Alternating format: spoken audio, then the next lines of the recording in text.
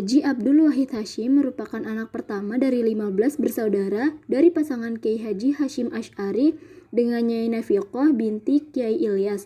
Wahid Hashim lahir di Jombang pada hari Jumat Legi, Rabiul Awal 1333 Hijriah atau 1 Juni 1914 Masehi, ketika di rumahnya sedang ramai dengan pengajian. Kiai Haji Abdul Wahid Hashim adalah seseorang yang cerdas. Saat berusia 7 tahun, beliau sudah khatam dan mahir dalam membaca Al-Quran. Beliau belajar Al-Quran langsung kepada ayahnya. Wahid Hashim menempuh pendidikan di Madrasah Salafiyah Pesantren Tebu Ireng.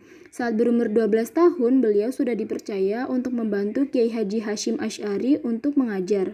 Meski Wahid Hashim adalah anak dari tokoh pemuka agama, ia tidak mengikuti program sekolah pemerintah Belanda, melainkan lebih banyak menguasai cabang ilmu secara otodidak. Sedari kecil, Wahid Hashim sudah akrab dan terbiasa mempelajari kitab berbahasa Arab dengan mandiri.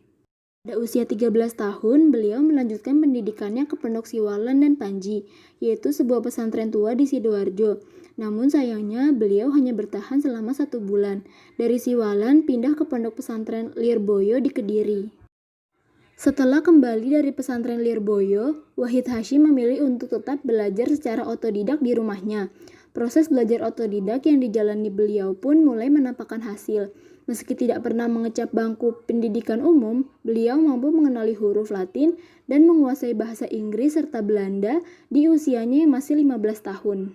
Saat menginjak usia 18 tahun, Wahid Hashim pergi ke kota suci Mekah. Perjalanan tersebut bertujuan untuk menunaikan ibadah haji, sekaligus memperdalam keilmuannya mengenai syariat Islam.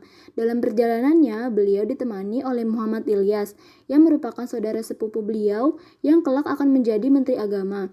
Muhammad Ilyas dikenal fasih dalam berbahasa Arab, dan dialah yang mengajari Wahid Hashim berbahasa Arab. Di Tanah Suci, ia belajar selama 2 tahun. Dengan pengalaman pendidikan tersebut, beliau tampak sebagai sosok yang memiliki bakat intelektual yang matang. Selepas kembali dari Mekah, beliau mendapat banyak permintaan untuk bisa bergabung dengan organisasi dan perhimpunan yang kala itu sedang menjamur di Indonesia. Namun semua permintaan itu ditolak. Hingga akhirnya Wahid Hashim memilih untuk bergabung dengan NU setelah melalui berbagai pertimbangan.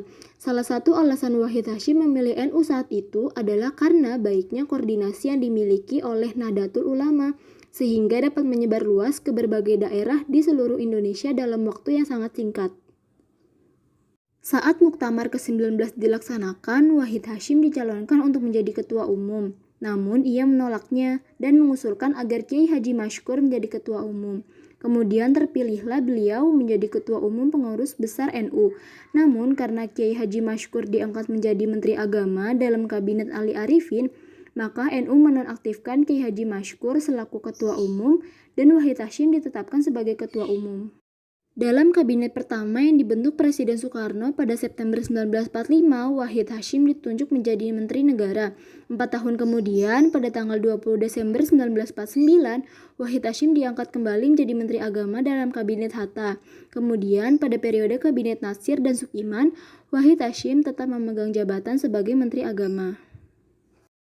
Selain itu, beliau juga memberikan sumbangsi dalam dunia pendidikan melalui pengajaran yang ia sampaikan.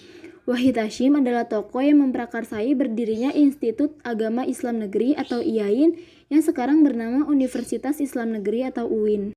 Kiai Haji Wahid Hashim menikah di usia 25 tahun dengan seorang gadis bernama Solihah yang merupakan putri dari Kiai Haji Bisri Syansuri.